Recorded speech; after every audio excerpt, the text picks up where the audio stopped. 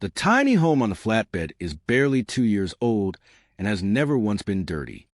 The cedar cladding still carries that fresh wood smell on a cool morning. The fold-out deck is still latched the way it was when it left the lot. The man who bought it stands 20 feet away on the gravel, watching the hauler chain it down. He looks less like a man losing something than a man finishing a conversation he knew was coming.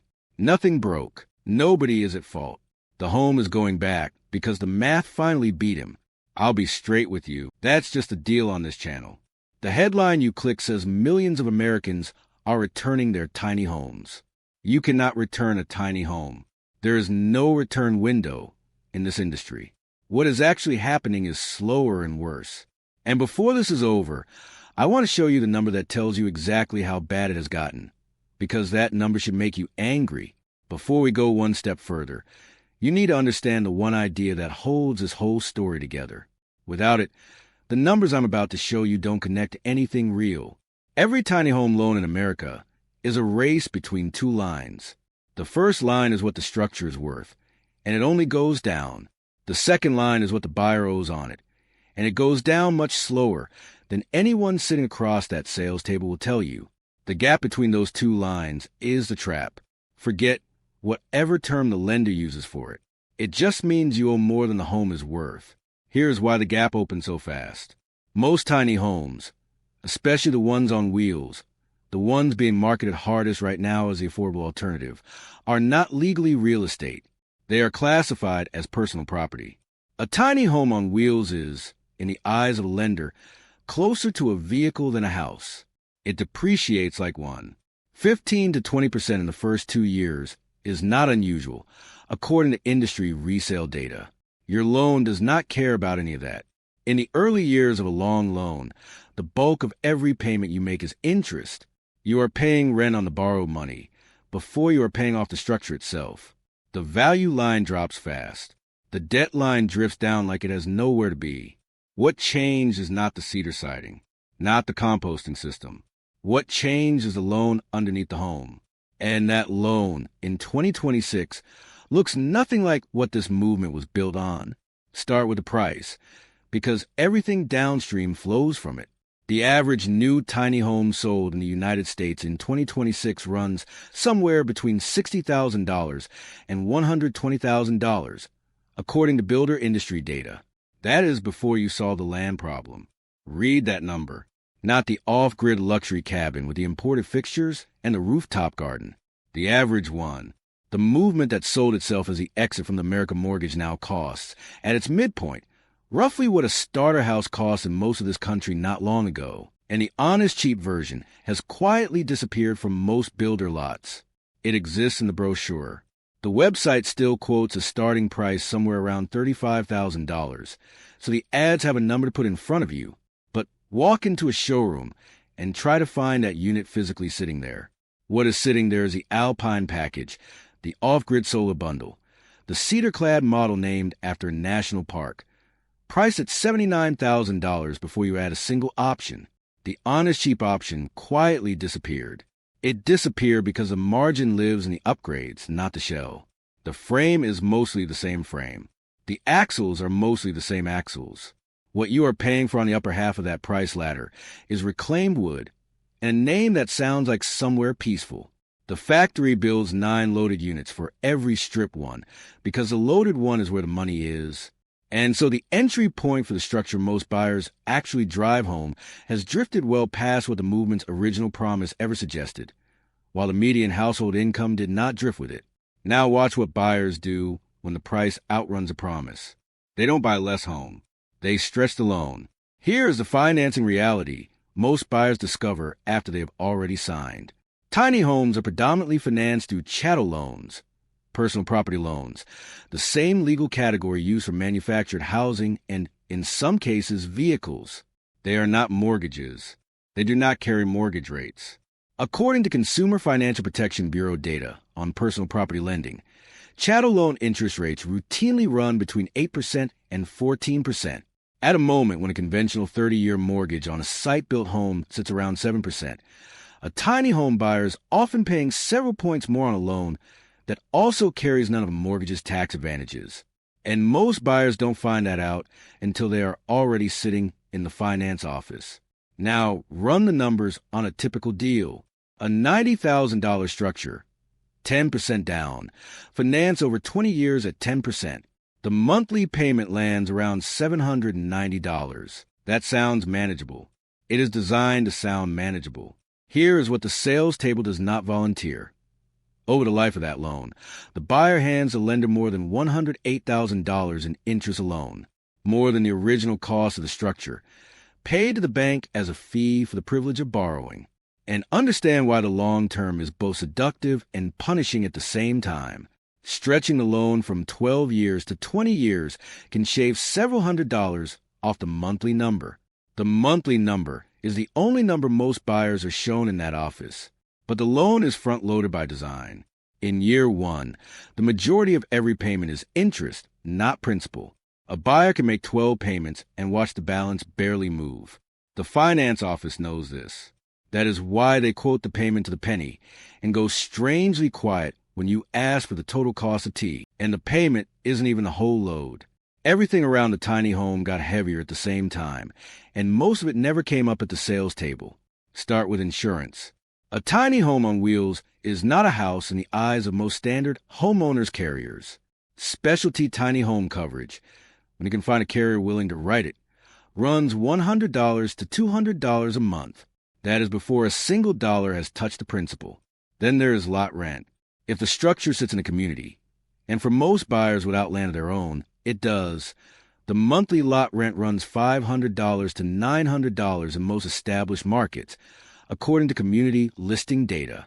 Many of those lease agreements include annual escalation clauses buried several pages in. The community operator can raise the rent on 30 days' notice in most states. Most buyers find that clause in the second year, not the first. Then there is maintenance. A structure built on a trailer frame and designed to move carries its worth differently than a house on a foundation. Road vibration, weather exposure, and the weight load of full-time living accelerate wear on seals, roof membranes, and joints. A structural repair in a compressed space, plumbing, electrical, roof, typically runs $3,000 to $8,000, with no equity in the structure to borrow against when the bill arrives. Stack it honestly. Loan payment, lot rent, insurance, a reasonable maintenance reserve. For a large number of buyers in 2026, the total monthly cost of tiny home living has quietly pulled even with or past the apartment they left to find something simpler and cheaper. The math the movement never showed them. And that is exactly where America is standing in 2026. The question is how many people are already inside the trap, more than the industry wants to discuss openly, and the story of how they got their starts not in 2026, but 4 years earlier. Go back to 2021 and 2022. Conventional housing prices were surging hard. Inventory was thin. Bidding wars were routine. And a generation of buyers who had been told that homeownership was a path to stability watched that path get priced out from under them in real time. The tiny home movement offered an exit. Builders were backlogged for months. Sales records were set quarter after quarter.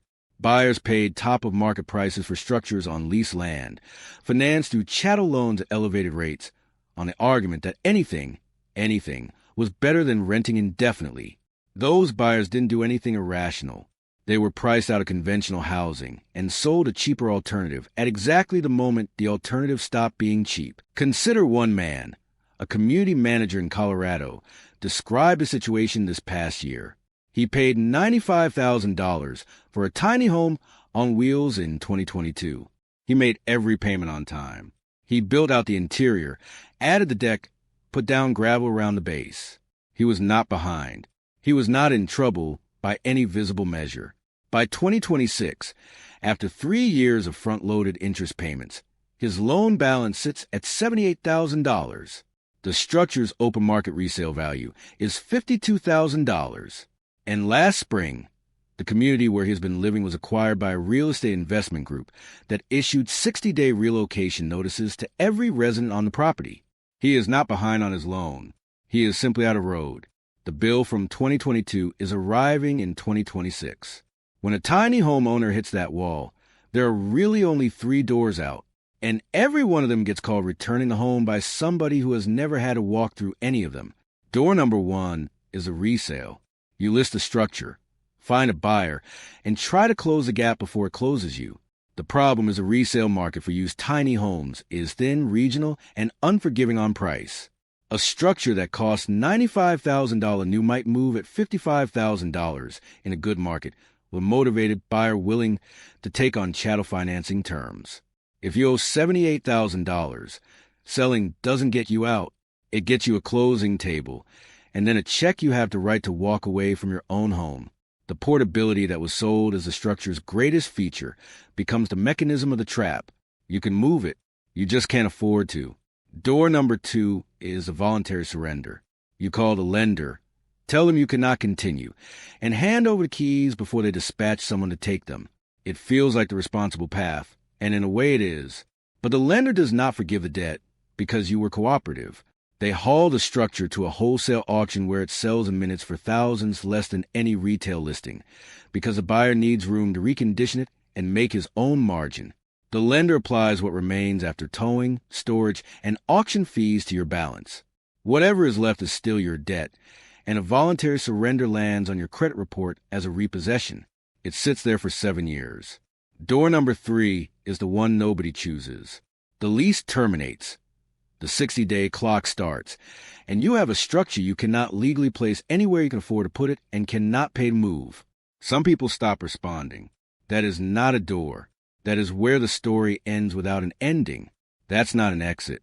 That's the same trap with a different address. Now, I want to show you who is actually winning here, because none of what I just described is an accident, and none of it is a mystery if you follow the money. A tiny home builder does not make its real profit on the basic shell. The margin on the raw structure is thin. The profit lives in the upgrade packages, in the affiliated financing arrangements, in the lot rent on community, land the operator controls, and above all, in the cycle. There is no money in a buyer purchasing a modest structure on a short personal loan, paying off in 8 years, and then living in it debt-free for another decade. That customer is a problem for the business model.